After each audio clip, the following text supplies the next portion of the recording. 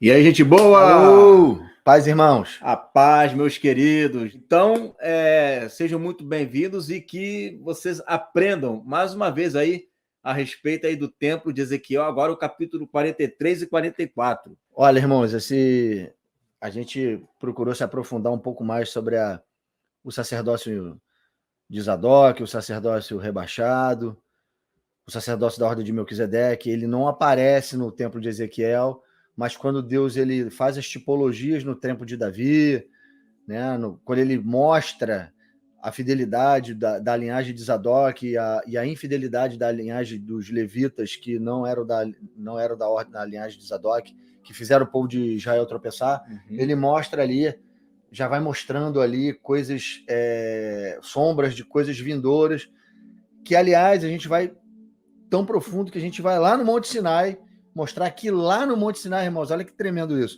lá no Monte Sinai, o sacerdócio da ordem de Melquisedeque já estava ali. Deus já tinha mostrado para o povo de Israel, em sombras, e era sombra até hoje para a gente isso também. Era sombra até que hoje. O sacerdócio de Melquisedeque estava lá no Monte Sinai, quando Deus fez a aliança com o povo, a primeira aliança com o povo, antes do bezerro de ouro. Estava lá. A gente vai ver isso aí um pouquinho de tudo isso aí hoje. E é interessante que hoje você vai descobrir o porquê que Deus ele colocou Zadok ali, que a gente fala, né, os Zadoquitas, né, os Levitas, mas por quê? Tem um porém, né? Aliás, porém não, eu falei errado. Tem uma explicação para isso. Tá? Tem uma explicação. E a gente vai ver hoje. Ó, capítulo 43, versículo 9, que é da onde nós paramos, tá? É onde nós paramos, beleza? Vamos lá, ó. O homem me levou até o portão do lado leste, e eu vi que daquele lado vinha vindo a glória do Deus de Israel. A voz de Deus parecia o rugido do mar, e a terra ficou iluminada com a sua glória. Essa visão parecida com aquela que eu tive quando Deus veio para destruir Jerusalém. Lembra lá de Ezequiel 8, irmão? Lembra disso? Né? Que ele tem aquela visão dos querubins, né? Lançaram brasas ardentes sobre a cidade, foram 6 homens para matar de dentro do templo para fora toda Jerusalém, só sobrou um punhado de gente que clamava pelo arrependimento daquele povo, chorava, né? Então, vocês se lembram desse episódio, né? É isso aí que Deus está retomando aí, retomando na memória aí, de Ezequiel. Esse versículo que eu acabei de ler aqui agora, ó, tive quando Deus veio para destruir Jerusalém, é o de Ezequiel 8. Isso. Daqui em diante ele vai falar de Ezequiel capítulo 1, que é aquela visão dos querubins. Ó. Também foi parecida com aquela que eu tive na beira do rio Quebar. Então caí decumprido no chão. A glória do Senhor passou pelo portão do lado leste e entrou no templo. Você sabe que quando é que entra no templo? A gente leu os capítulos 40, 41 e 42, né, que ele manda purificar, já teve lá os 7 meses, né, catando os mortos, um monte de coisa. Então, houve uma purificação da terra, houve uma construção do templo, né, houve ali as medidas, né, algumas coisas ainda acerca da lei, aonde tem que estar, organizou tudo, deixou tudo purificado, aí, ó. É isso aí. Isso aí que o Igor está falando já fazendo um paralelo do que vai acontecer lá na inauguração do templo no tempo milenar, tá, irmãos? Porque esse paralelo aconteceu em Ezequiel 1 e depois aconteceu em Ezequiel 8, e a glória do Senhor não ficou dentro daquele templo. Encheu ele de fumaça, Deus viu as abominações ali e a glória do Senhor saiu dali de dentro. Tá certo? Só que nesse templo do milênio, agora que a gente está lendo, a glória do Senhor, ele entra pela porta do leste e a porta fecha e ele não sai dali mais. É a inauguração do templo. Toda vez que o templo se enchia de fumaça da glória do Senhor, era a inauguração do templo. Aconteceu no templo de Salomão, aconteceu no tabernáculo de Moisés. Todos os tabernáculos, quando houve a inauguração, o templo se encheu de fumaça. Só que nesse caso específico, é o início do milênio, tá bom? Vamos lá. Então o Espírito de Deus me levantou e me levou até o pátio de dentro. E eu vi que o templo estava cheio da glória do Senhor. Mais uma vez, lembrando, tá? Tem gente que pensa que o templo é toda a estrutura. Não é toda a estrutura. O templo é um pedacinho, aquela partezinha ali onde tem o santo lugar e o santíssimo. O templo não é a cozinha. O templo não são os quartos. o templo não é a guarita. Não, o templo é uma coisinha só, tá? Então vamos lá, ó. Então eu estava cheio da glória do Senhor. O homem ficou ali ao meu lado e eu ouvi o Senhor me dizer de dentro do templo: homem mortal, o meu trono está nesse lugar. Vou morar aqui no meio do povo de Israel e vou governá-lo para sempre. O povo de Israel e os seus reis nunca mais tornarão impuro o meu santo nome, adorando outros deuses, nem sepultando perto do templo os corpos dos seus reis.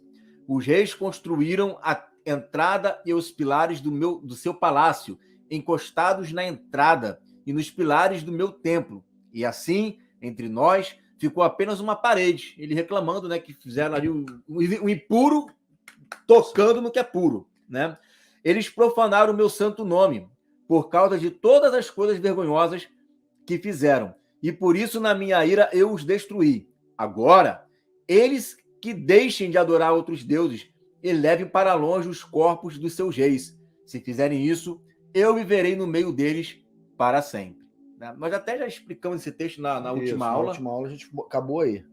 Nós acabamos aqui mostrando, né, uma palhinha da inauguração do templo. Então é como se ele olhasse para cá, ó, e ele tivesse agora a mesma visão aqui daquela visão que ele teve lá no Rio Quebar, tá? Então é como se ele tivesse olhando para o alto e tivesse vendo a mesma coisa, né?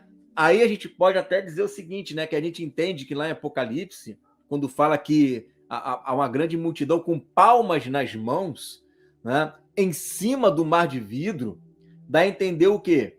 Que durante a festa dos tabernáculos, né, enquanto as nações vão a Jerusalém terrena, porque as nações não vão poder subir no céu, né? Enquanto elas vão para a Jerusalém terrena, a igreja comemora a festa dos tabernáculos, né? Pode ser que até a inauguração seja na festa dos tabernáculos. Sim.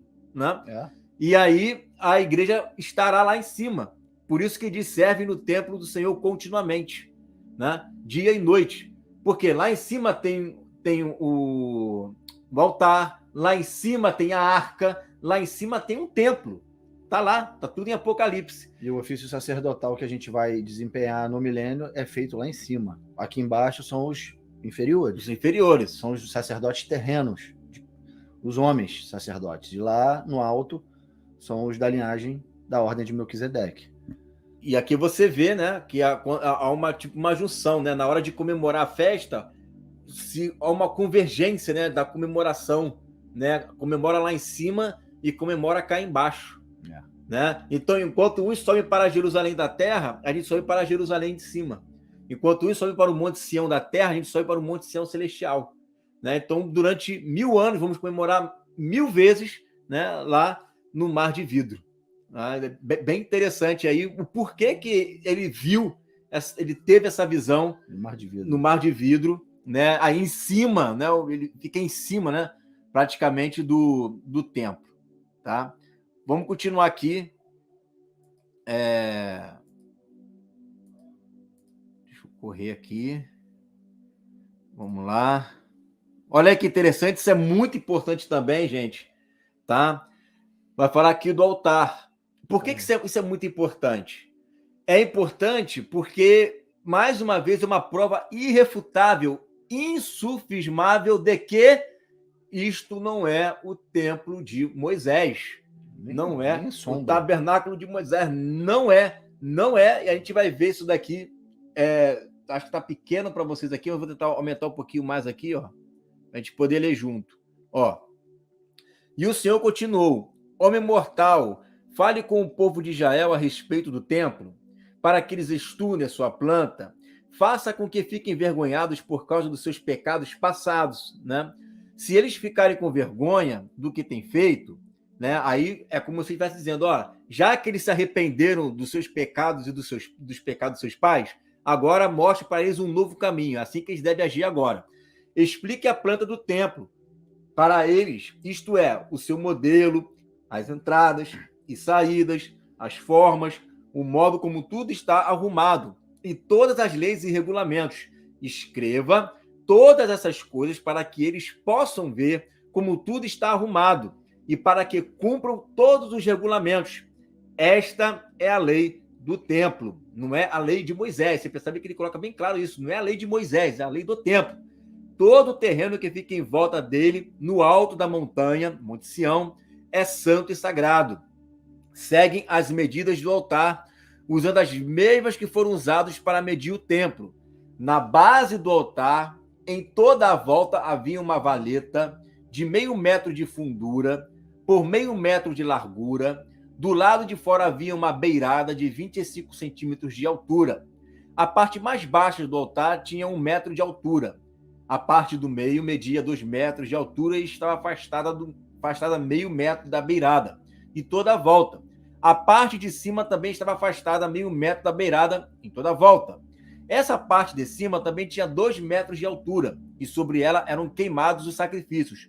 Os 4 cantos dessa parte eram salientes e virados para cima. A parte de cima do altar era quadrada, medido 6 metros de cada lado. A parte do meio também era quadrada, medido 7 metros de altura a cada lado. Em volta havia uma beirada de 25 centímetros de altura. A valeta media 0,5 metro de largura.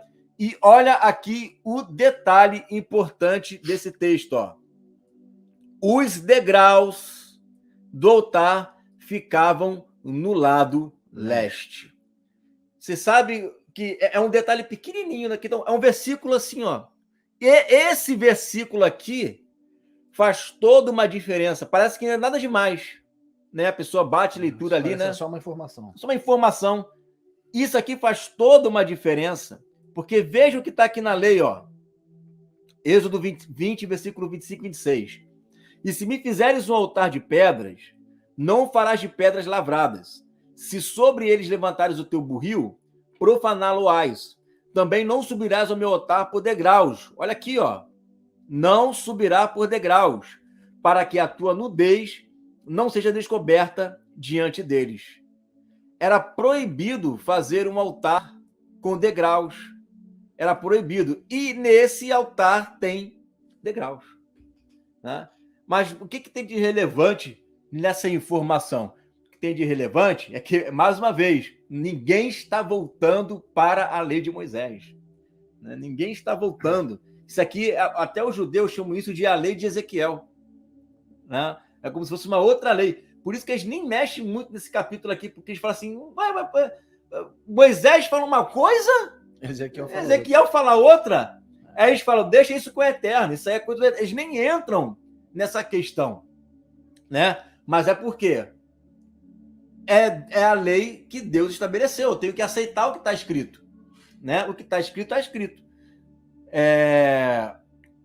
Vamos ler esse texto aqui, ó, dos sacerdotes, e vamos mostrar que Deus ele tinha rejeitado, né, o povo Levi, mas deu a eles um ofício mais na frente, tá? Justamente o rebaixamento. Olha só. Agora, ó sacerdotes, este mandamento é para vós. Se não ouvirdes e se não propuserdes no vosso coração dar honra ao meu nome, diz o Senhor dos exércitos, enviarei a maldição contra vós e amaldiçoarei as vossas bênçãos, e também já as tenho amaldiçoado, porque não aplicais a isso o coração. Eis que reprovarei a vossa semente, e espalharei esterco sobre os vossos rostos, e esterco das vossas festas solenes. Olha que palavra forte, hein? E para junto destes sereis levados. Então sabereis que eu vos enviei este mandamento para que a minha aliança fosse com Levi, diz o Senhor dos Exércitos. Minha aliança com ele foi de vida e paz, e lhes dei para que temesse. Então temeu-me e assombrou-se por causa do meu nome. A lei da verdade esteve na sua boca, a iniquidade não se achou nos seus lábios. Andou comigo em paz e em retidão, e da iniquidade converteu a muitos. Porque os lábios do sacerdote devem guardar o conhecimento, da sua boca devem os homens buscar a lei, porque ele é o mensageiro do Senhor dos Exércitos. Mas vós vos desviastes do caminho. A muitos fizestes tropeçar na lei. Corrompestes a aliança de Levi, diz o Senhor dos Exércitos. Por isso, também, eu fiz desprezíveis e indignos diante do povo, visto que não guardaste os meus caminhos, mas fizesse acepção de pessoas na lei. Então, aqui tem uma passagem bem clara, bem nítida, e depois o Pedro vai fazer uma explanação bem maior do que essa, que a gente vai falar sobre os Zadoquitas desde a sua origem, né? mostrando que Deus ele castigou, né, a tribo de Levi. Porém, também existe uma profecia que mostra que ele vai restaurar essa tribo. Ó. Eis que envio o meu mensageiro que preparará o caminho diante de mim. E, de repente, virá o seu templo, o Senhor, a quem vós buscais, e o mensageiro da aliança a quem vós desejais. Eis que ele vem, diz o Senhor dos Exércitos. Mas quem suportará o dia da sua vinda e quem subsistirá quando ele aparecer? Porque ele será como o fogo do ourives e como o sabão dos lavandeiros. E ser-se-á como fundidor e purificador de prata, e purificará os filhos de Levi, e os refinará como ouro e com prata, então o Senhor trará uma oferta em justiça. Então você vê que no capítulo ele traz um castigo por causa da desobediência, no outro ele fala que no dia do Senhor ele vai pegar essa semente e vai purificar como ouro, como prata, e eles vão trazer o quê? Ofertas, não diz que vai trazer sacrifício. Sacrifício não é para Levi, mas eles vão trazer o quê? Ofertas, tá? Vamos lá. Ezequiel 43, 18 a 27. Vamos agora, Deus ele vai começar a falar do ofício sacerdotal que vai servir a mesa do Senhor. E vai ter um sacerdócio específico da linhagem, da tribo de Levi, que vai servir ao Senhor. Vamos ler o texto e eu vou explicar a origem, da onde vem esse sacerdócio, o porquê dele e as sombras que estavam sobre ele no período do reinado de Davi. Tá bom? E estendeu pelo reinado de Salomão também. Vamos lá, vou ao texto. Ó. O Senhor Deus me disse: homem mortal, escute o que eu estou lhe dizendo. Quando o altar estiver construído, você vai consagrá-lo, queimando os sacrifícios em cima dele e borrifando nele o sangue dos animais que forem sacrificados. Olha só agora que está em vermelho para vocês aí. Só os sacerdotes da tribo de Levi, que são descendentes de Zadok, poderão vir até a minha presença. É qualquer levita? Não. São os levitas descendentes de Zadok que poderão vir até a minha presença para me servir. Ou seja, dentro do templo, dentro do santuário. Eu, o Senhor Deus, ordeno isso. Você lhes dará um touro novo para oferecerem como sacrifício para tirar pecados. Você pagará um pouco do sangue desse touro e porá nas pontas da parte de cima do altar e nas pontas da parte do meio do altar em toda a volta das suas beiradas. Dessa maneira você purificará e o consagrará. Está falando aqui da santificação, da purificação do altar. Como que os zadoquitas deveriam fazer. Você pegará o touro que for oferecido como sacrifício para tirar pecados e o queimará no lugar marcado, fora da área do templo. Tem um lugar lá fora, a gente mostrou esse lugar lá fora no outro estudo. Uhum. No dia seguinte, você pegará um bode sem defeito e o oferecerá como sacrifício para tirar pecados. Purifique o altar com o sangue dele, do mesmo modo que você tiver feito com o sangue do touro. Quando terminar essa parte, pegue um touro novo e um carneirinho, os dois sem defeito, e traga-os para mim, o Senhor. Depois de matarem os animais, os sacerdotes espalharão sal sobre eles e os queimarão como oferta para mim. 7 dias em seguida você oferecerá um bode, um touro e um carneirinho como sacrifícios para tirar pecados. Esses animais não devem ter nenhum defeito. Durante 7 dias, os sacerdotes consagrarão o altar e o aprontarão para ser usado. Depois dessa semana, os sacerdotes começarão a oferecer sobre o altar as ofertas que serão completamente queimadas e as ofertas de paz trazidas pelo povo. Então ficarei contente com todos vocês. Eu, o Senhor Deus, falei. Então você viu que houve um ritual de 7 dias só para a purificação do altar, onde sacrificariam depois nas festas, né, que vão haver, que vai existir dentro do templo, dentro do período milenar.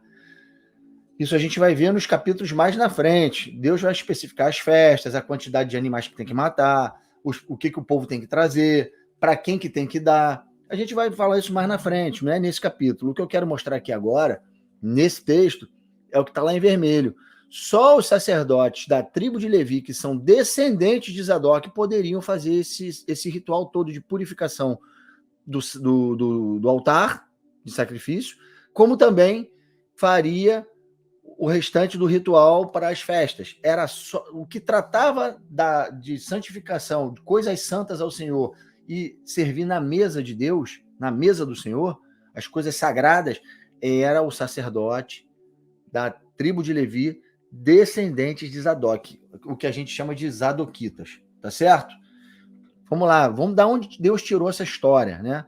Da onde Deus mostrou, que nos leva para entender o sacerdócio da ordem de Zadok. Da onde vem isso? A gente vai ter que ir lá para o tempo de Moisés, em Números 25, os versos de 8 a 13. Tá todo ele aí? Uhum. Os versos de 8 a 13. Aí quando a gente olhar o texto, ler, você vai começar a entender o que aconteceu e da onde saiu isso, tá? Da onde saiu a linhagem de Zadok. Vamos lá, Números 25, de 8 a 13. E foi após o homem israelita até a tenda, e os atravessou a ambos, ao homem israelita e à mulher pelo ventre. Então a praga cessou de sobre os filhos de Israel. Vou contextualizar isso aqui, tá? E para a gente continuar lendo. O que vai acontecer aqui? Existia uma praga, Deus tinha colocado uma praga sobre o povo de Israel, e Moisés, o povo tinha ido a Moisés pedindo para que Moisés clamasse ao Senhor, para que Deus tirasse a mão, aliviasse a mão sobre eles. Deus tinha colocado uma praga sobre eles, porque eles estavam desobedecendo a Deus, fazendo tudo conforme Deus não tinha mandado fazer. E aí, Deus lançou a praga. E aí, quando eles estão lá se quebrantando, Moisés intercedendo por eles, o povo, as 12 tribos foram chamadas por Moisés, para os principais de cada tribo, e o arraial todinho do povo de Israel, para estarem se quebrantando, vestindo um pano de saco e chorando diante de Deus, pedindo perdão sobre o mau comportamento deles diante das ordens que o Senhor dava para Moisés, e eles não obedeciam. Nesse momento em que o povo estava lá se quebrando, se arrependendo, pedindo que Deus tivesse misericórdia deles, entra um israelita, um principal de uma das 12 tribos, agora eu não me lembro se acho que é de Ruben, da tribo de Ruben, o príncipe de Ruben, o principal da tribo de Ruben, e leva uma moabita para dentro da sua tenda e vai ter com ela lá, no meio desse culto de consagração, de quebrantamento, de arrependimento do povo de Israel. Pô, o povo está todinho lá pedindo a Deus, um principal da tribo de Ruben vai lá e profana lá o local deles com uma mulher que Deus considerava uma mulher estrangeira, uma mulher imunda, que ele não queria, ele já tinha dado, inclusive, a ordem que eles não se misturassem com outras mulheres, as moabitas, as midianitas e tudo mais, e o cara vai e leva uma moabita para dentro da sua tenda. Aí, vamos seguir o texto. E aí eu vou começar de novo aqui o texto. E foi após o homem israelita até a tenda e os atravessou a ambos, o homem israelita e a mulher, pelo ventre. Então a praga cessou sobre os filhos de Israel. E os que morreram daquela praga foram 24.000. Então o Senhor falou a Moisés, dizendo: Finéias, filho de Eleazar, o filho de Arão, ou seja, Finéias era neto de Arão, sacerdote, desviou a minha ira de sobre os filhos de Israel, pois foi zeloso com o meu zelo no meio deles, de modo que no meu zelo não consumi os filhos de Israel. Portanto, dize: eis que lhe dou a minha aliança de paz, e ele e a sua descendência, depois dele, terá a aliança de sacerdócio perpétuo, porquanto teve zelo pelo seu Deus e fez expiação pelos filhos de Israel. O que aconteceu aqui? Finéias, que era neto de Arão, Finéias era filho de Eleazar, que era filho de Arão. Esse homem, Finéias, ele viu esse principal da tribo de Ruben, o príncipe da tribo de Ruben, entrar com essa moabita dentro da sua tenda, e foi lá com uma lança e os apunhalou, né? Colocou, furou eles pelo ventre, matou os dois, né? E Deus se agradou disso, porque eles estavam transgredindo o que estavam profanando tudo aquilo que estava acontecendo ali, em desobediência. E Finéias foi lá e matou eles. E Deus falou: ó, por causa disso, Finéias, por causa disso, vou falar, você e todos os seus filhos, a tua descendência, terão uma aliança de sacerdócio perpétuo, um sacerdócio perpétuo que ele prometeu a Finéias e os seus descendentes. Porque ele, naquele dia que ele matou aquele Rubenita lá e aquela Moabita, ele expiou os filhos de Israel com aquela morte. Ele colocou, fez expiação pelos filhos de Israel. Deus aceitou aquele sacrifício como purificação do povo de Israel. Ou seja, aquele cara que ainda restava em transgressão tinha sido eliminado. Então agora o povo estava puro, expiado dos seus pecados, porque não tinha mais nenhum transgressor ali no meio deles. E foi Finéias que fez isso. E Zadok, irmãos, é descendente de Finéias. A linhagem de Zadok vem de Finéias. E Deus fez uma promessa para ele de sacerdócio perpétuo. Você está vendo por que Zadok aparece lá no milênio? Vocês estão entendendo por que Zadok está lá no milênio? Porque Deus prometeu um sacerdócio perpétuo para eles, para os levitas descendentes de Zadok. Aqui Deus ele finca a estaca no sacerdócio de Zadok para pontuar esse sacerdócio e para você guardar na sua mente. Da mesma forma que ele fez lá quando Abraão encontrou com Melquisedeque. E Melquisedeque recebeu as ofertas de Abraão, o dízimo de Abraão, os despojos da guerra, e o abençoou com pão e vinho, fazendo uma nova aliança. Ali Deus mostra, através de Melquisedeque e Abraão, ele finca a sua bandeira ali, mostrando o sacerdócio da ordem de Melquisedeque, o sacerdócio real. Da mesma forma que ele está fazendo agora com Finéias, o outro sacerdócio perpétuo, segundo a ordem de Zadok. Viram esses dois paralelos? Era isso que eu queria mostrar para vocês, da onde saiu o sacerdócio de Zadok. O de Melquisedeque vocês já sabem. Agora o de Zadok vocês estão sabendo. E daí para frente, Eleazar, que era pai de Finéias, teve uma linhagem, né? Ele teve Finéias e teve uma linhagem. E aí Deus, isso aí já no tempo de Davi. Esse texto que a gente vai ler é no tempo de Davi, quando Davi estava separando os homens para o ofício sacerdotal. E aí tinha uma linhagem de levitas da ordem de Zadok que foram fiéis, e uma ordem e uma parte, né, um pedaço da linhagem de Levi que foi infiel, que é por Itamar, tá certo? Vamos ler o texto aqui, ó. E quanto aos filhos de Arão, estas foram as suas divisões. Os filhos de Arão, Nadab e Abiú, Eleazar e Itamar. E morreram Nadab e Abiú antes de seu pai, e não tiveram filhos. Nadab e Abiú morreram, tá? Morreram. Sobrou Eleazar e Itamar e administravam o sacerdócio. E Davi, com Zadok, dos filhos de Eleazar, e Aimeleque, dos filhos de Itamar, dividiu o segundo ofício no seu ministério. 1 Crônicas 24, 1-3. Itamar deu origem à linhagem do sacerdócio de Eli. De Itamar saiu Eli e os seus dois filhos, Finéias e Hofni. Só que esse Finéias não é o Finéias, filho de Eleazar, tá certo? É outro Finéias, para não confundir.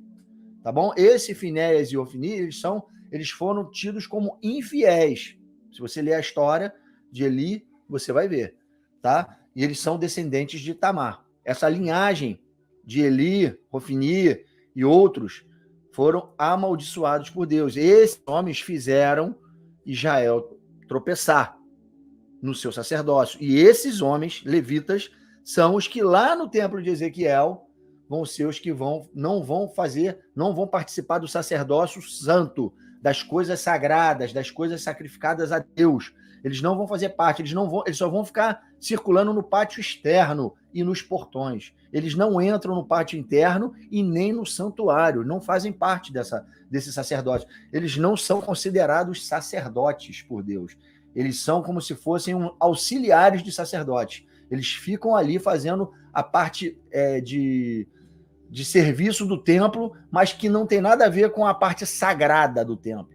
Eles ficam ali na parte serviçal do templo, tá? A gente vai ver isso mais na frente, mas olha aqui o que Deus fala para eles, ó.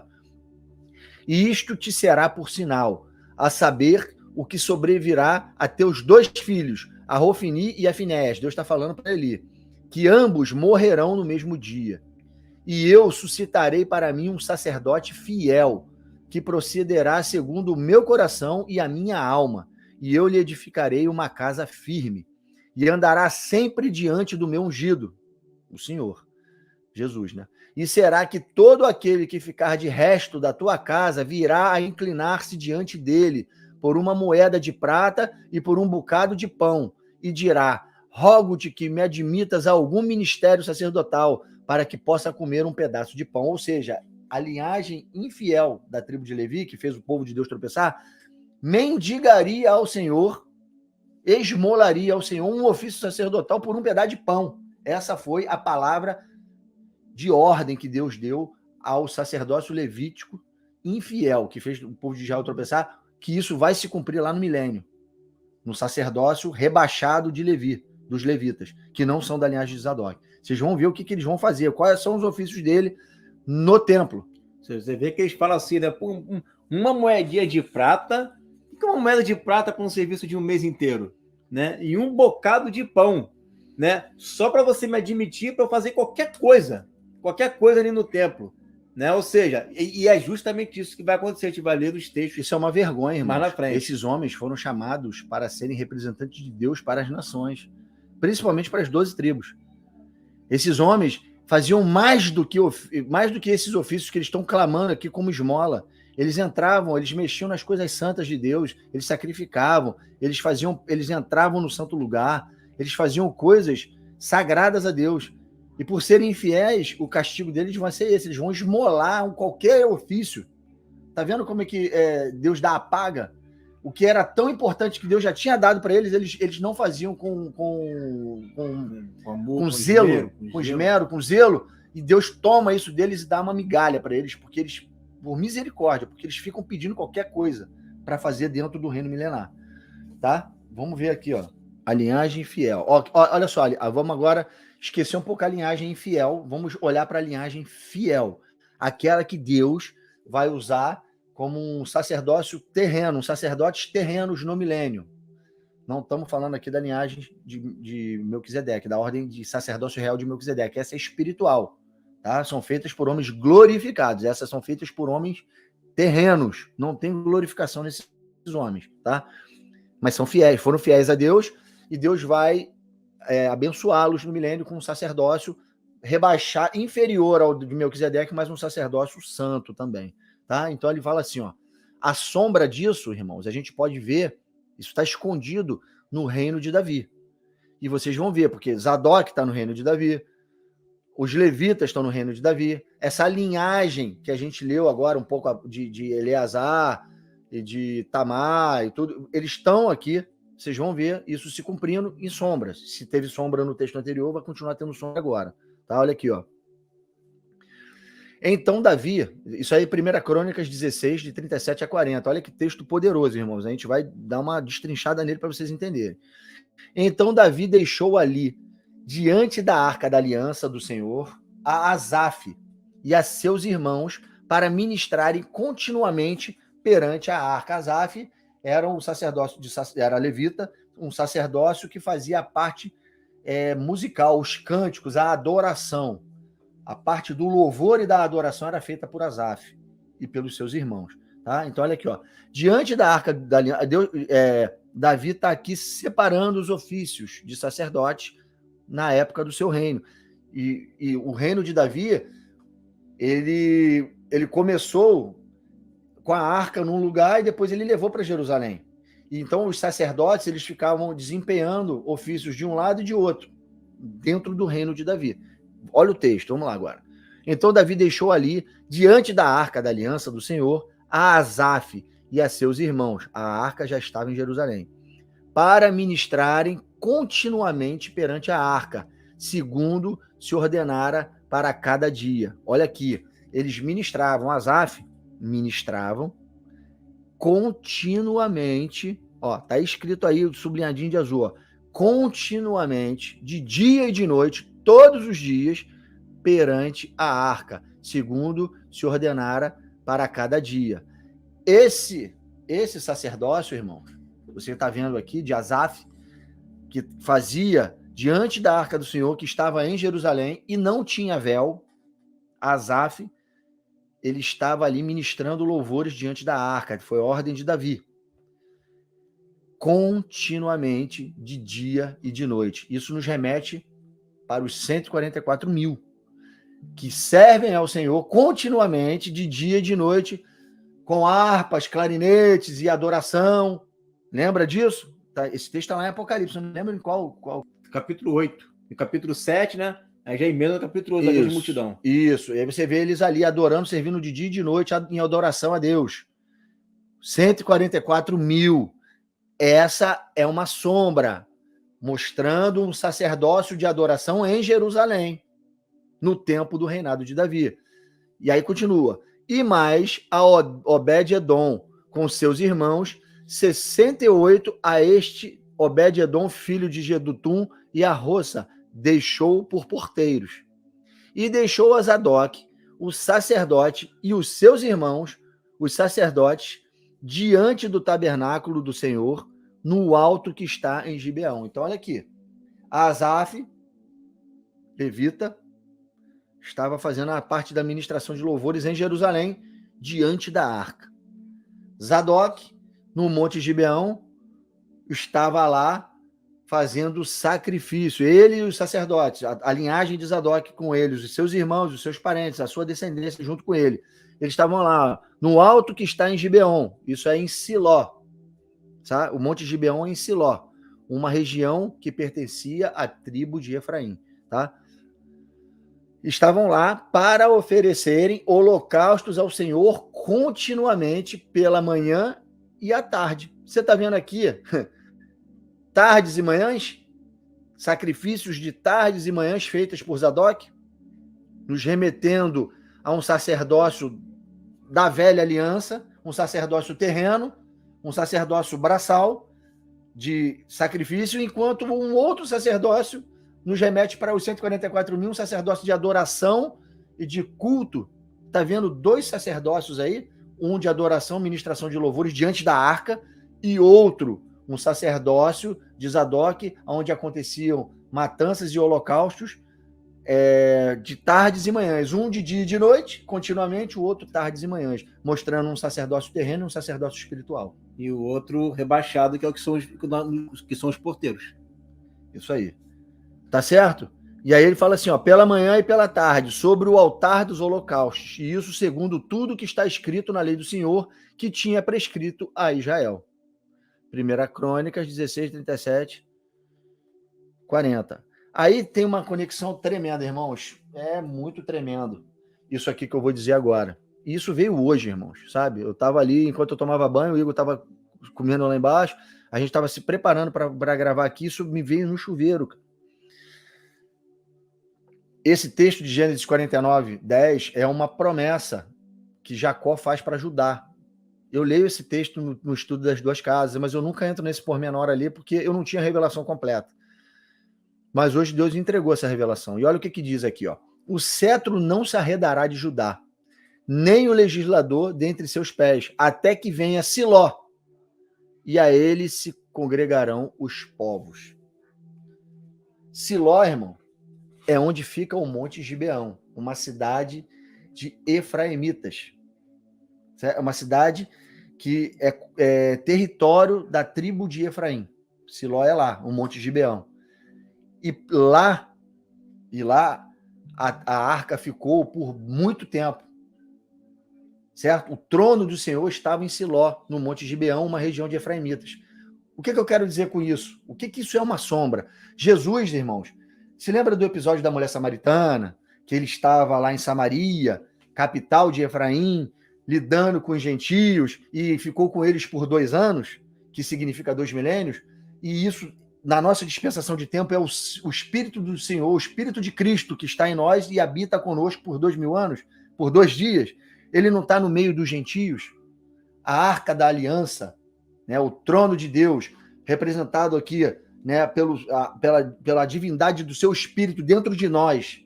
Ele não está no meio de nós, o Espírito de Cristo não está no meio dos gentios, na plenitude dos gentios, e não está entre nós, mas o que vai acontecer?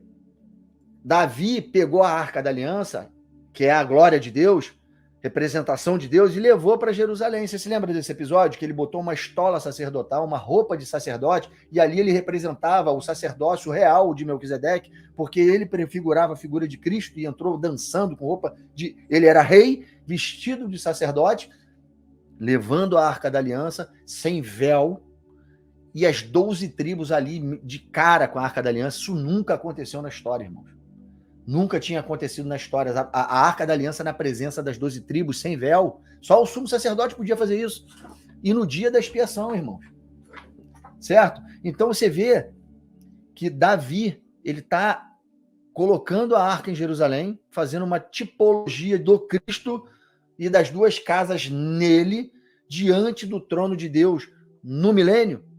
Tá vendo? Ele e as 12 tribos com ele, o Israel espiritual, as duas casas de Israel junto com ele. Só que ele tirou de Siló, região dos gentios, e trouxe para Jerusalém. Você está vendo essa tipologia se cumprindo na pessoa de Davi? Olha que coisa tremenda, irmãos. Ele está tirando. É como se você agora transliterasse da seguinte forma. Ele pega o espírito dele, que está em nós, nos reveste de glória, junta as duas casas e leva para Jerusalém para inaugurar o templo. É o que Davi estava fazendo, em sombra. Pegando a glória de Deus, a Arca da Aliança, levando para Jerusalém, com as 12 tribos vendo tudo. E ele vestido de rei sacerdote. Agora ele está pegando dos gentios e trazendo para juntar judeus e gentios diante da glória de Deus. É o que esse texto está falando. O cetro não se arredará de Judá, nem o legislador dentre seus pés, até que venha Siló. E a ele se congregarão os povos. Agora está traduzido esse texto de Gênesis 40, é a promessa que foi feita a Judá, porque Jesus é o leão da tribo de Judá. E isso vai se cumprir na pessoa dele, quando ele vier. Tá certo? Queria mostrar agora para vocês, irmãos, também, que eu falei lá no início, que essa ordem sacerdotal de Melquisedeque, real e sacerdotal de Melquisedeque, ela estava... Deus já tinha anunciado isso para Abraão, lá, né? Ele tinha instaurado esse sacerdócio lá para depois ser cumprido no filho. Né? Ele precisava se tornar carne para ser o primeiro a exercer esse sacerdócio. Não que esse sacerdócio já não existisse eternamente. Ele foi anunciado aos homens ali naquele momento com Abraão. E Deus mostrou novamente no Monte Sinai. Se você olhar o Monte Sinai, irmãos,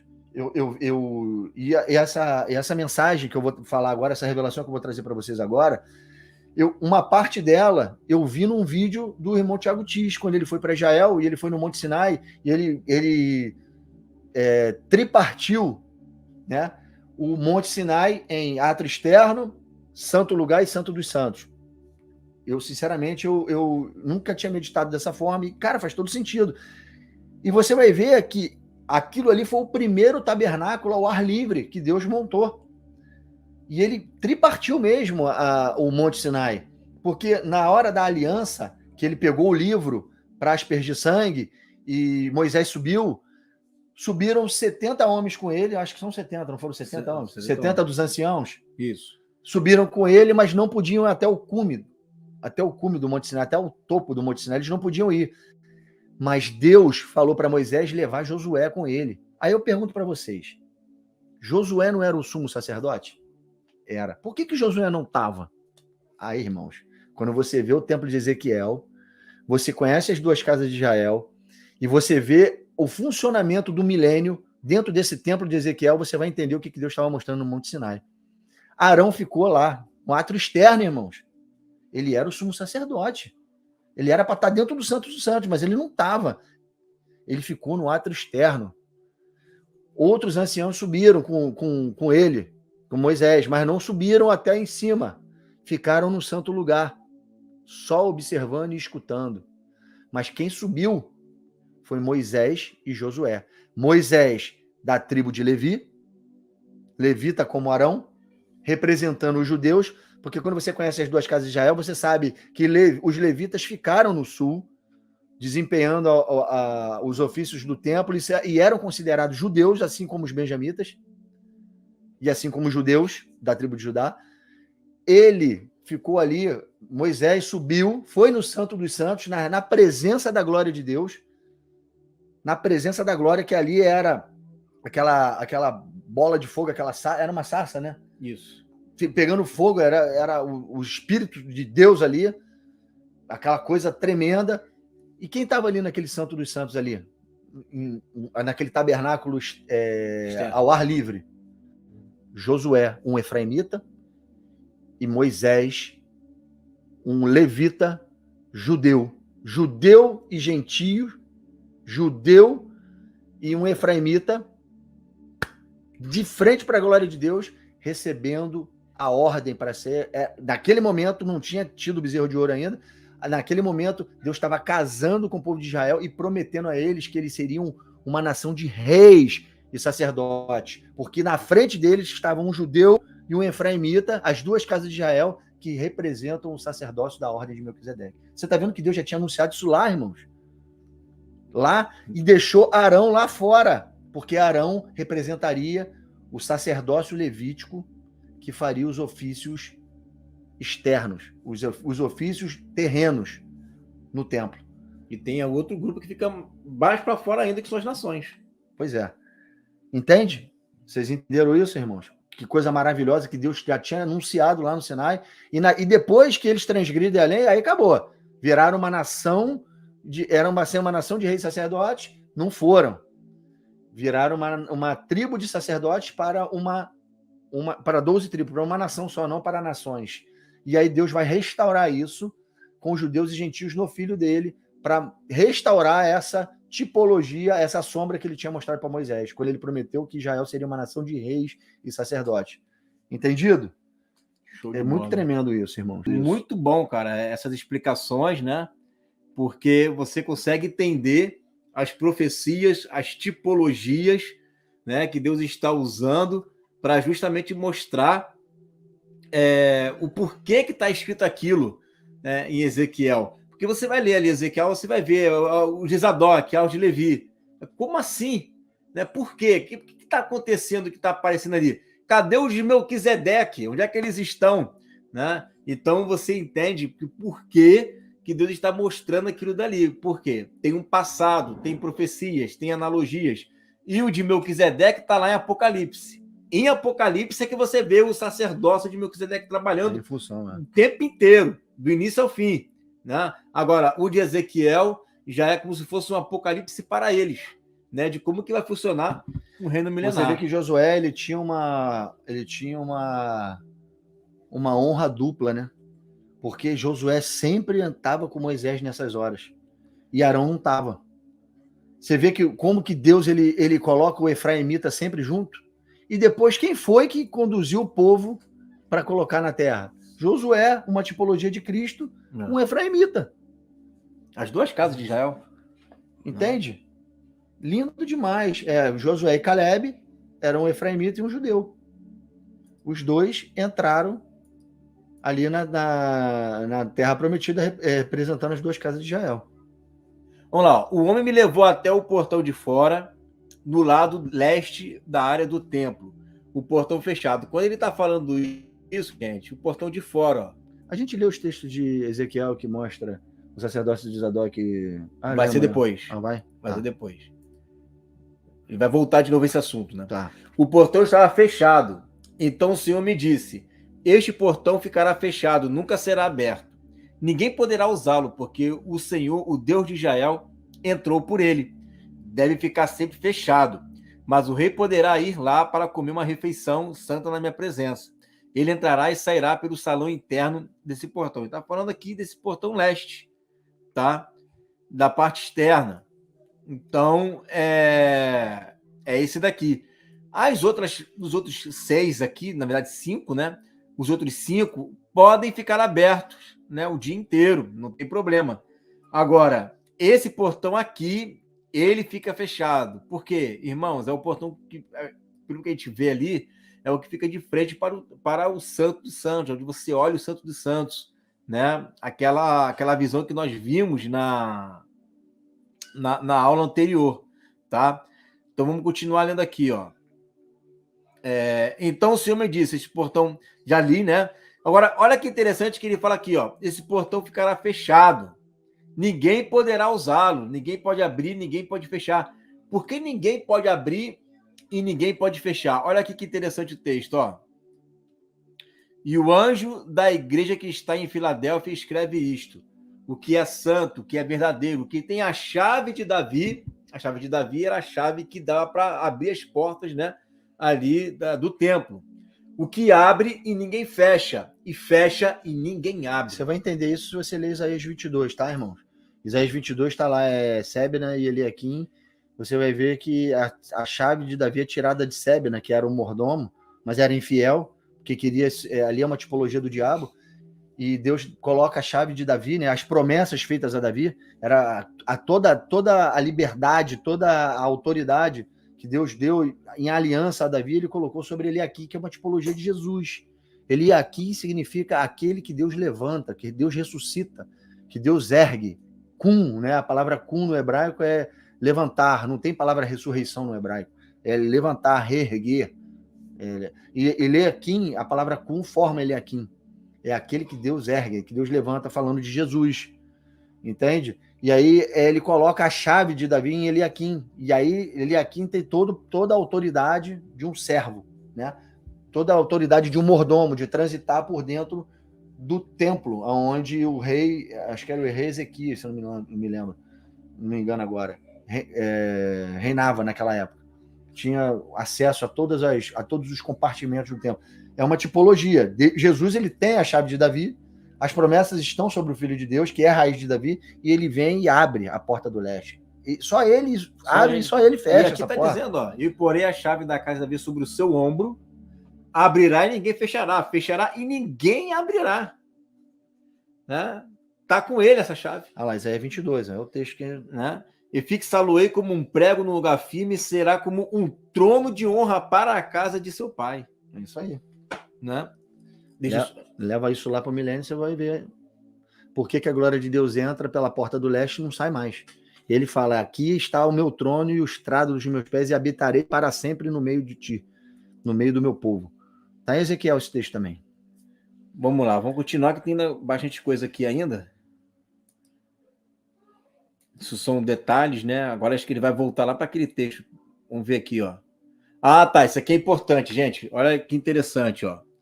Ó, estamos no capítulo 44 agora, tá? Nós lemos o 43, aí foi para o 44, que tem a ver com a porta, e aí vou continuar, ó. Então o homem me fez passar pelo portão do norte, agora é o portão do norte, e me levou para a frente do templo. Olhei e vi que o templo estava cheio da glória do Senhor, e me atirei de comprido no chão.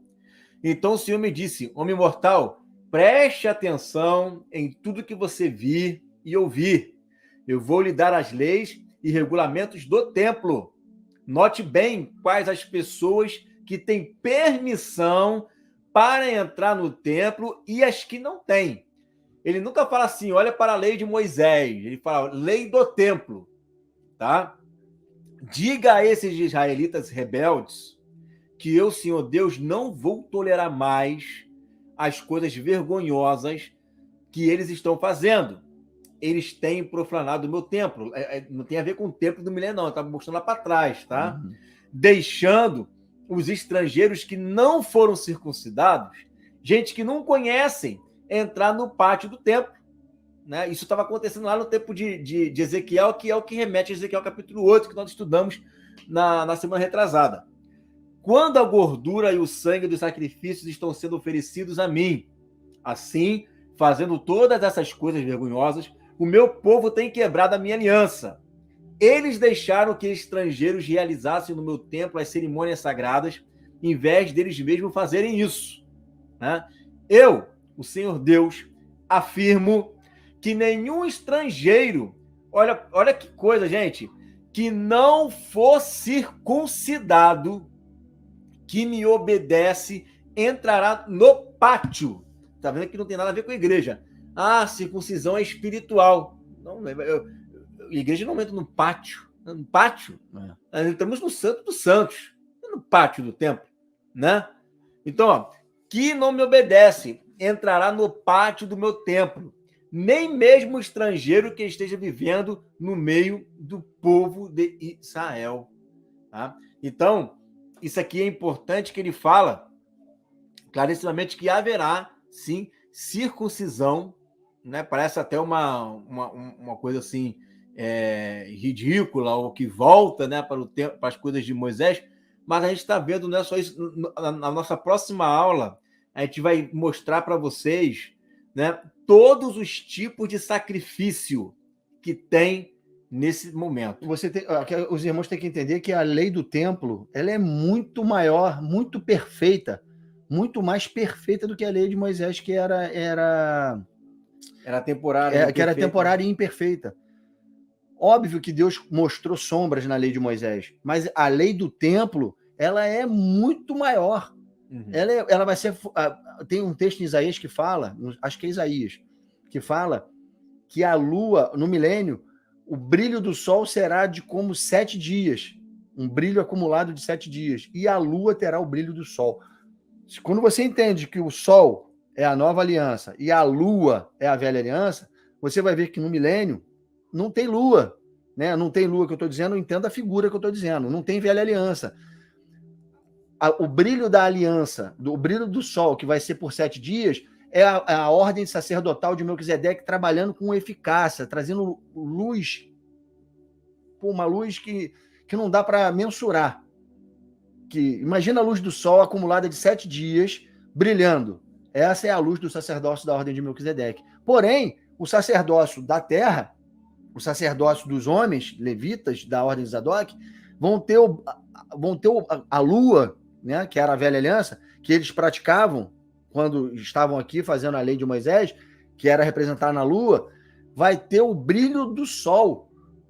Você está vendo que a lua ela vai ganhar um upgrade? No milênio, aquilo que era a lua vai virar sol, porque o sacerdócio da terra, o sacerdócio terreno da linhagem de Zadok vai fazer manifestar um sacerdócio ali, terreno, pleno, perfeito, conforme está escrito em Ezequiel do 40 ao 48. É como Deus sempre quis que fosse, mas eles nunca tiveram a capacidade de fazer.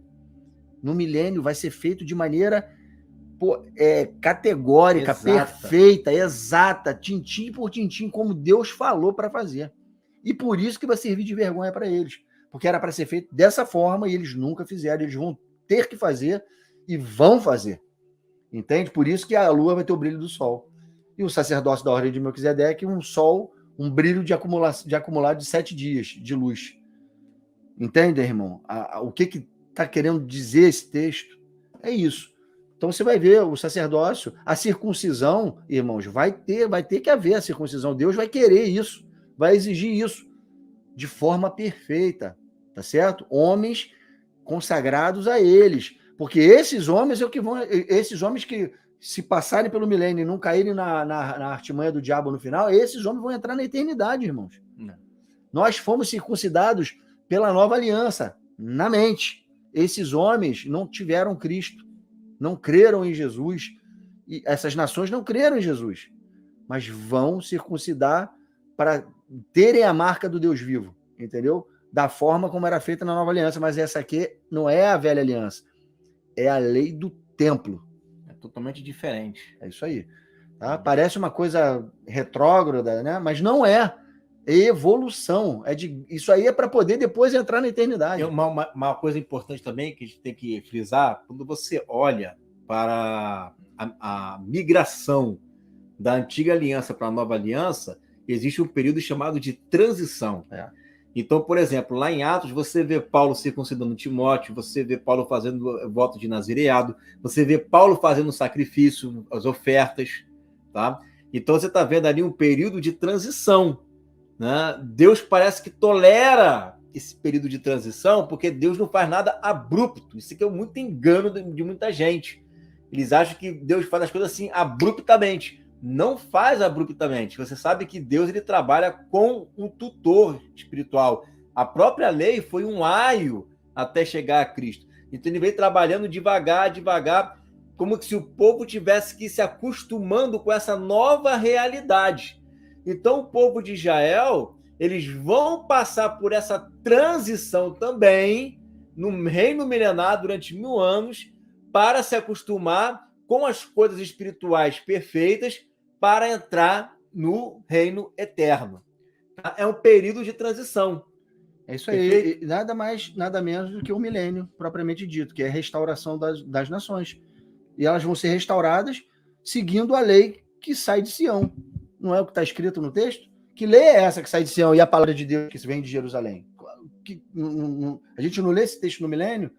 Como que Deus vai ensinar as nações? Como é que ele vai usar os seus sacerdotes para ensinar as nações a se santificarem, a se purificarem, para entrarem na presença de Deus e serem ensinados de como que funciona a engrenagem do milênio, para eles poderem ter justiça e paz eternas? Uhum. Eles precisam aprender a lei do templo. Eles vão aprender a lei do templo, porque a do templo vai sair a lei. O pessoal perguntou assim, né? Brilhar 7 vezes mais é uma tipologia? Né? É uma tipologia. É uma tipologia, mas é para mostrar que um sacerdote é 7 vezes maior que o outro. É muito maior que o outro, mas os dois vão brilhar, porque vai brilhar para as nações.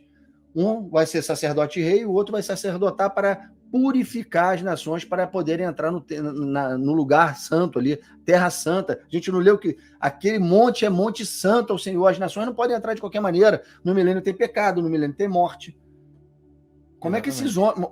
No milênio tem natureza humana, só não tem o diabo e os demônios que estão presos. Foram presos no início do milênio. Mas tem homens com natureza humana, com pecado, que morrem, que precisam se purificar para entrar na presença. E a purificação do templo do milênio, esse sacrifício de animais, não tem poder salvífico, não é para salvar eles, é para purificar, assim como a gente lê o texto que precisava purificar o altar para fazer sacrifício. Assim as nações também têm que ser purificadas para entrarem naquele lugar.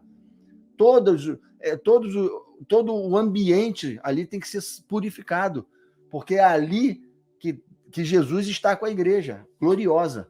Entende, irmãos? E as nações precisam ter isso, ter essa consciência de quem é Cristo, quem é a igreja, e aquilo que eles estão fazendo, o que aquilo significa. É um memorial. Assim como a Santa Ceia é um memorial para nós, hoje. A Santa Ceia, a gente não está comemorando Páscoa nenhuma, a gente está tomando a ceia, tendo consciência que é o corpo e por que aquele corpo foi criado. Quem fez aquilo para aquele corpo existir? Um sangue de um homem inocente e uma carne de um homem inocente foi rasgada em favor de nós, para que ele ressuscitasse, criasse a condição da gente poder receber o Espírito de Deus e poder ser rei e sacerdote. E aí a gente faz esse memorial, se pactua com ele na nova aliança, mas não tem poder salvífico. Se você tomar todas as santas ceias até o dia que você morrer, mas não tiver santidade, você não vai ser salvo por causa da Santa Ceia. A mesma coisa no milênio. Não. As nações não vão ser salvas por causa dos sacrifícios. Elas vão ter consciência daquilo que estão fazendo para poderem mudar a sua mente. Elas não têm o Espírito Santo de Deus no milênio, irmãos. Elas precisam fazer aquilo para ter a consciência, do que aquilo significa, o memorial daquilo, para poderem ter a mudança de mente e se tornarem pessoas melhores no milênio, serem restauradas. É isso aí. Não, perfeito, né? E assim, sempre lembrando, né, que as pessoas confundem, né? Então isso daqui é para a igreja. Não, gente, não. A gente vai ver nos próximos textos que estão clarissimamente que esses textos não podem nunca serem atribuídos para a igreja, tá? A gente vai ver isso nos próximos capítulos agora. Vamos ver aqui, ó. Os levitas me abandonaram juntamente com o resto do povo de Israel e adoraram ídolos e por isso estão sendo castigados. Né? Faz a conexão lá com aquele outro texto. Isso. Você lembra que eles pediram as migalhas? Pediram para Deus para que tivessem um lugar de sacerdote e que receberiam qualquer migalha de pão. Você se lembra desse texto lá no início que a gente leu? Olha a paga que Deus vai dar agora aqui para eles.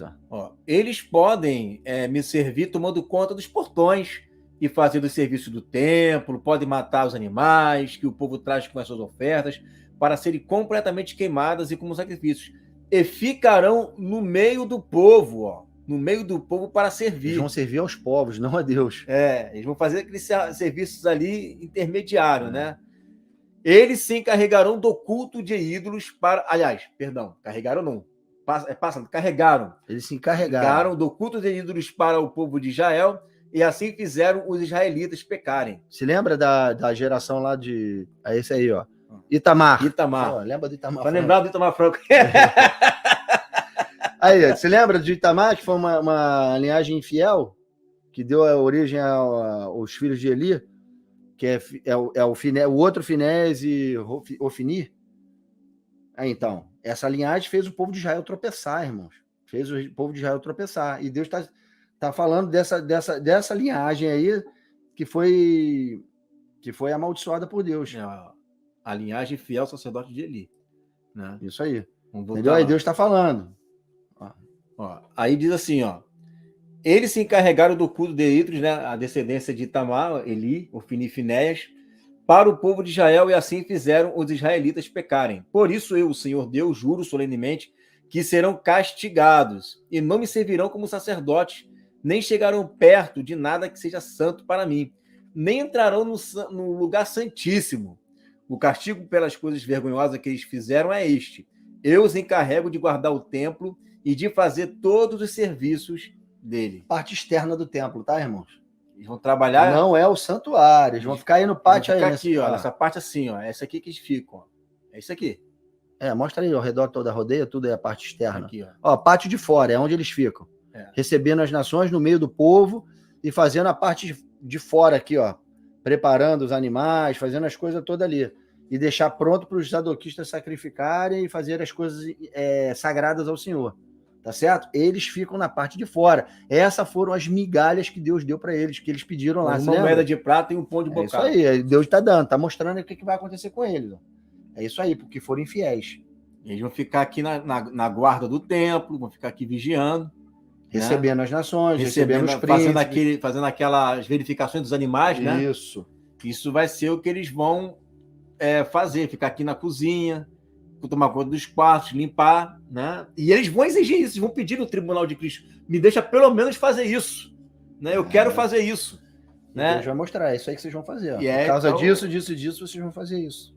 E a expressão que fala lá em Samuel, quando ele diz que eles vão praticamente implorar para isso, é como se eles estivessem dizendo: se você me colocar aqui, eu vou ficar muito feliz. Eu vou aceitar, fazer direito. Eu vou fazer direito e vou me sentir realizado fazendo isso daqui. Isso aí. Né? Vamos ver aqui. Mas é vergonhoso, né, irmão? É vergonhoso. É porque as pessoas falam assim: isso aqui não é justo, que não é justo. Diante do tribunal de Cristo, meu irmão, entre você por lago de fogo e enxofre, e você vai trabalhar ali. Vai ser colocado toda a história, né? Toda a tua história ali. Né? Você vai ser triado e vai ser encaixado em algum lugar aí.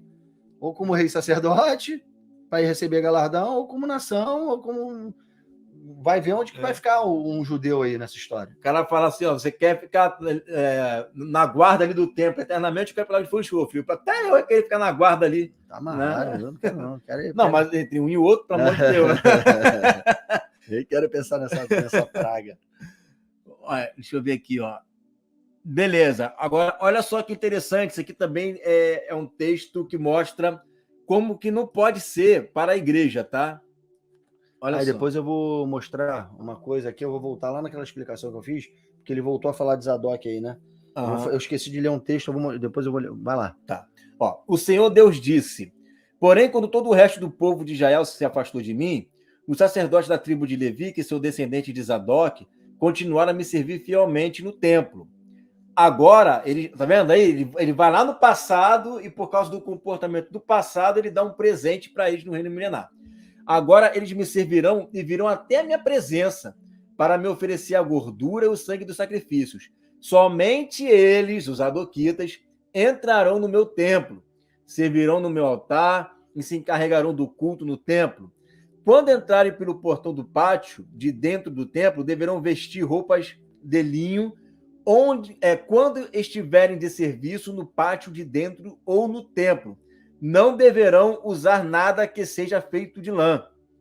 Deverão usar turbantes de linho e calças de linho. Você vê que as roupas desses sacerdotes aí agora são bem mais simples, né, do que dos sacerdotes de antes, que tinha peitoral, que tinha uma placa aqui no turbante, um monte de coisa. Não, é um turbante, uma roupa de linho, né? É uma coisa mais simples. Não é sombra de mais nada. Não tem, mas não é mais sombra. É só realidade agora.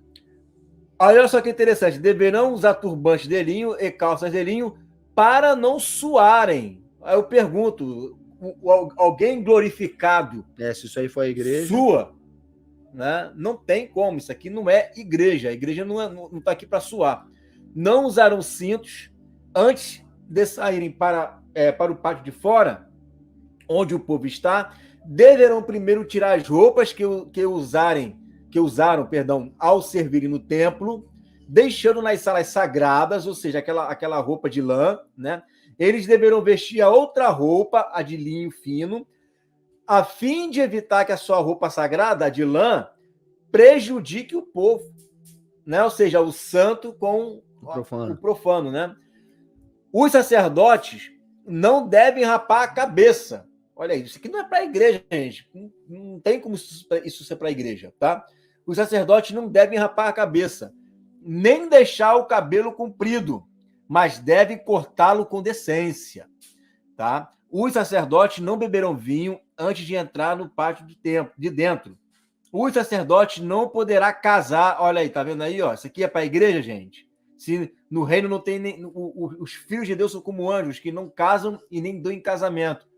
Aqui pode casar, por quê? Porque não são pessoas glorificadas. São sacerdotes de carne e osso. De carne e osso, ó. Terrenos. Aí ele fala, ó, não pode casar com viúva e nem com mulher divorciada.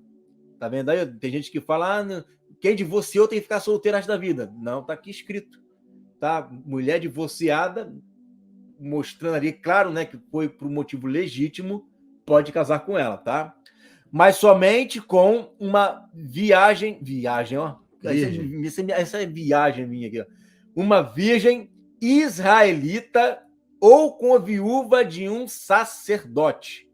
Então não pode casar nem com viúva e nem com mulher divorciada, mas só com virgem, né? Desde que seja israelita ou com uma viúva de um sacerdote. Isso aí é um ofício para um sacerdote, tá, irmão? Rebaixado. Um sacerdote da ordem de Zadok. Ele pode casar dentro dessas coisas aí, dentro dessas cláusulas aí. Um homem da nação qualquer pode casar com uma mulher divorciada, pode casar, mas o sacerdote não. O sacerdote tem que casar com esse tipo de mulheres ali, tá certo? Mas casam. Então você vê que não é a igreja, não é o sacerdócio da ordem de Melquisedeque, não é o sacerdócio glorioso, é o sacerdócio terreno. Aqui você consegue ver bem claramente que existem dois sacerdócios. Eu vou pegar essa cancha aí, aproveitar essa emenda aí para mostrar. Voltando lá, deixa esse texto aí, pode deixar esse texto aí, que a gente vai continuar lendo. Uhum. Eu quero mostrar para vocês, irmãos, que... Se lembra que eu falei lá do sacerdócio, lá do tempo de Davi, de Asaf, e o sacerdócio de Zadok, que o sacerdote de Asaf apontava para os 144 mil que serviam de dia e de noite diante do templo, diante da arca, diante do trono do Senhor, fazendo alusão ao sacerdócio da ordem de Melquisedeque, o Asaf com a ordem de Melquisedeque, isso no reinado de Davi, e o outro lá de Zadok, o sacerdócio inferior, que fazia o serviço de sacrifício dos holocaustos e tudo mais, já os Zadoquitas fazendo, e o de Asaf, os 144 mil. Os de Asaf, quando eles estavam diante da arca, adorando, eles cantavam, tem um cântico de Asaf. Olha o que ele diz no cântico de Asaf, irmãos. Aí aqui no cântico de Asaf, você vai ver que ele fala de um sacerdócio eterno, de um reinado, um sacerdócio eterno segundo a ordem de Melquisedeque, e fala de um sacerdócio terreno. Querem ver? Olha só, no cântico dele.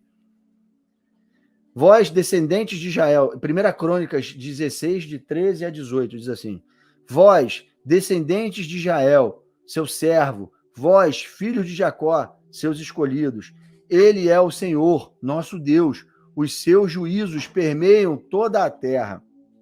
Lembra-se perpetuamente da sua aliança, da palavra que empenhou para 1000 gerações, milênio, da aliança que fez com Abraão e do juramento que fez a Isaac, o qual confirmou a Jacó, olha agora, presta atenção, ao qual confirmou a Jacó por decreto e a Israel por aliança perpétua, dizendo, dar-vos-ei a terra de Canaã como quinhão da vossa herança. Aí, irmãos,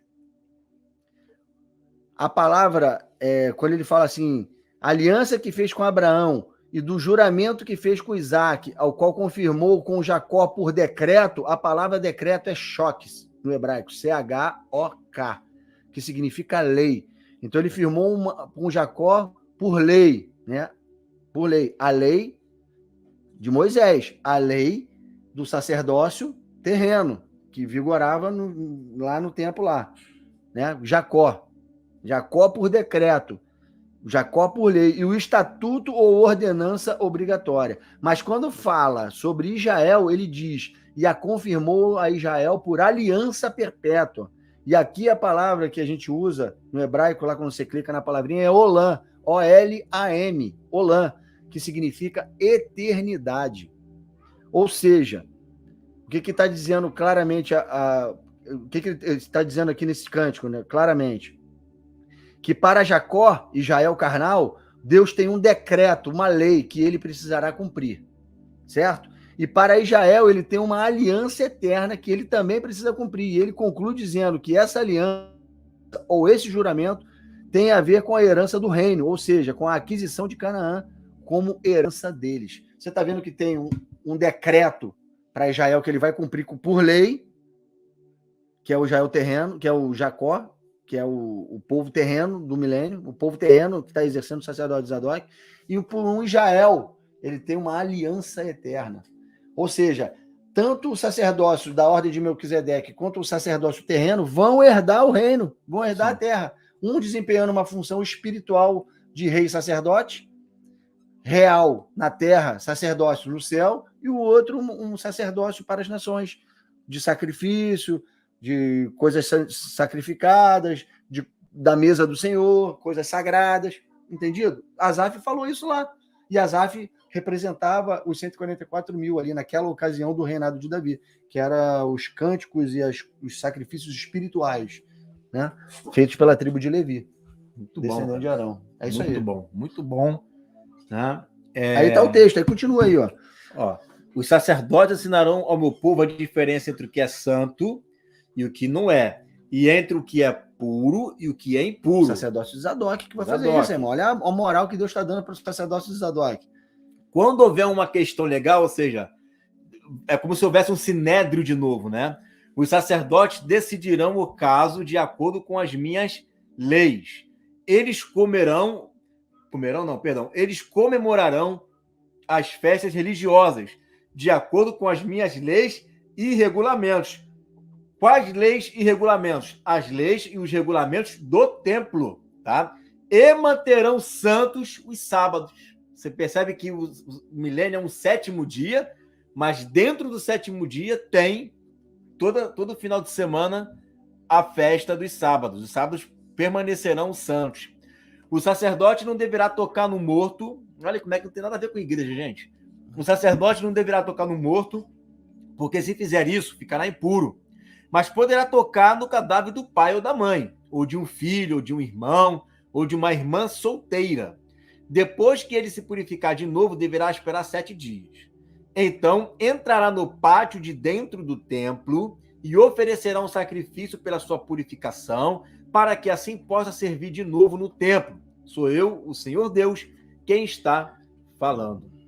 Então, você percebe que há uma proibição aqui de cortar o cabelo, raspar a cabeça. Lei do templo. Deixar o cabelo crescer a ponto de ser longo. Para o sacerdote. Tem que cortar de uma forma decente, não pode casar com mulher viúva ou divorciada, tem que ser com uma virgem ou uma viúva, aliás, com uma virgem ou com uma viúva que seja dentro, né, que seja viúva de sacerdote. De sacerdote, tá?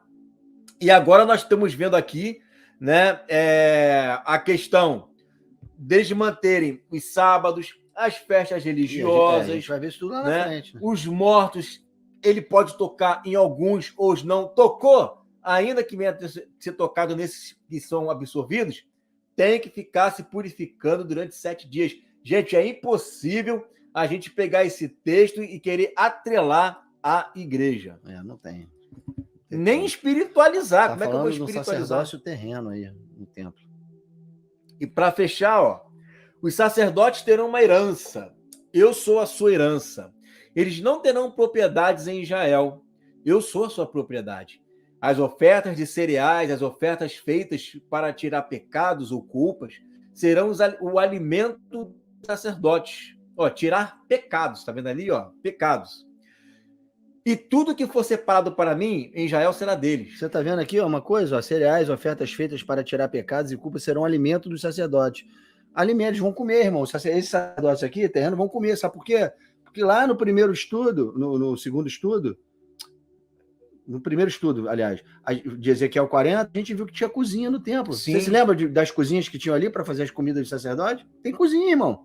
Eles vão comer a comida. Em Zacarias 14 fala das panelas. Das panelas. Né? Então, ó, os sacerdotes receberão o melhor de todas as primeiras colheitas e de tudo mais que for.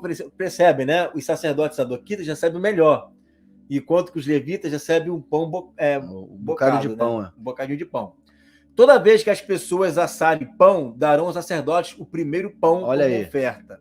E assim a minha bênção ficará sobre as suas casas. Os sacerdotes não deverão comer nenhum pássaro ou animal que tenha tido morte natural ou que tenha sido morto por outro animal. Aí me perguntaram assim, mas como é que pode o animal atacar outro animal? Não é o reino de Deus, né? Os leões junto com o boi, né? Com o cordeiro. Mas, gente, querendo ou não, neste reino ainda tem pecado. Tem, então é restauração, pô. É um processo de restauração ali. Isso aí. Outra coisa interessante desse texto é que Deus ele toca no pão aqui. Você está vendo o pão aqui?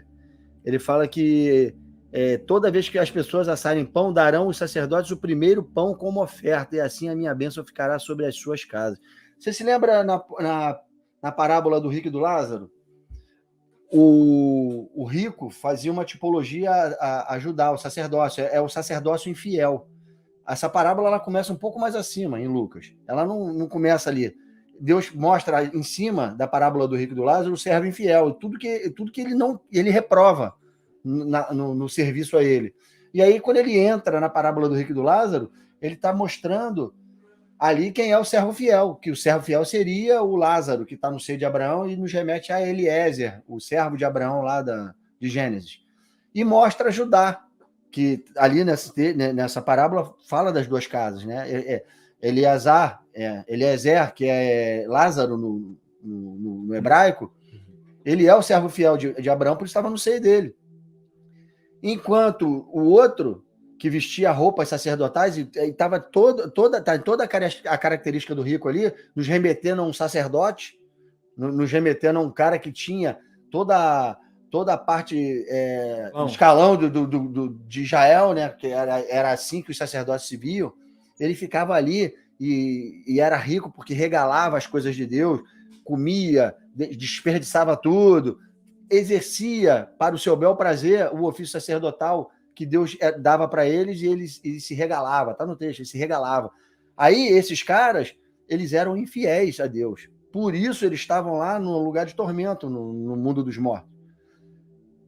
E aí comiam pão enquanto o povo passava fome, né? O mendigo lá o pobre ficava lá querendo uma migalha. Aí Deus vai fazer ao contrário aqui agora, os infiéis vão comer as migalhas. Enquanto os fiéis, que são os sacerdotes de Zadok aqui, a linhagem de Zadok, que não fez o povo atravessar, que exerceu o ofício sacerdotal pleno na velha aliança, vão comer a comida, a melhor parte do pão, enquanto eles agora vão comer a migalha. Porque na época em que eles foram sacerdotes, né, a linhagem, né, essa linhagem fiel foi sacerdote, eles se regalavam das coisas de Deus, ao invés de fazer aquilo com prudência, né? Eles se usavam para o seu bel prazer. É o que está naquela parábola lá, irmãos. E aqui Deus está dando a paga. Você vê que o sacerdote estava tão corrompido que até no tempo de Jesus tinha 2 sumos sacerdotes. Pô, brincadeira. Então, deixa eu ver se termina aqui. Então é isso aí, gente. Volta lá pro... Esse pecado que os sacerdotes fazem sacrifício são pecados das nações, que entram no milênio, das nações e deles mesmos, né? Mas é pecado ali, né? Esse pecado que você imagina que é hoje, não, irmão. Não tem diabo, não tem demônio, não tá tudo preso. Mas as nações pecam. E as nações são impuras, naturalmente impuras. A natureza humana pecaminosa existe neles ainda. Eles precisam se purificar. Entendeu? E o pecado que vai existir no milênio não é esses pecados que você vê aí, não. Prostituição, fornicação. Não, porque Deus manda maldição. É. Deus manda maldição. Vai ter maldição em cima das nações que não obedecerem. Está escrito. Mas eles que forem subir para Jerusalém para adorar, para entrar na Terra Santa, no lugar que é santo a Deus, eles têm que se purificar. E o sacrifício de animais está aí para isso. Entende? sacerdócio de Zadok se extingue no final do milênio? Sim. Não extingue, ele deixa de exercer a função de sacerdote, porque não tem mais por que fazer. Não tem nem templo no reino Exato. eterno. Entendeu? Exatamente. Mas existe o sacerdócio de Zadok, só que não tem função de sacerdote mais, porque não tem mais sacrifício na eternidade. Mas é eterno. Deus falou que é um eterno, sacerdócio eterno. Miguel, eles pecam porque eles não têm o corpo glorificado. O Marcelo está perguntando assim, mas por que animais poderão matar um outro animal? Porque ainda tem pecado. Né? O reino não está perfeito ainda. Né? O reino perfeito é o reino eterno. Né? O nível vai estar muito baixo de pecado, por isso que os animais ainda se sujeitam aos homens. Mas ainda tem pecado. Então ainda existe, né, resquícios ainda, né, dos 6 milênios anteriores. Né? Não haverá mais pecado, não haverá mais pecado e sacrifícios. Isso. Na eternidade, não. Exatamente. Né? Não haverá mais pecado, não haverá mais sacrifício, não haverá mais o porquê do templo. É isso aí. Né? É um reino eterno. Por isso que na Nova Jerusalém você não vê templo. O templo é a igreja. É o cordeiro, né? Valeu, galera! Um abraço.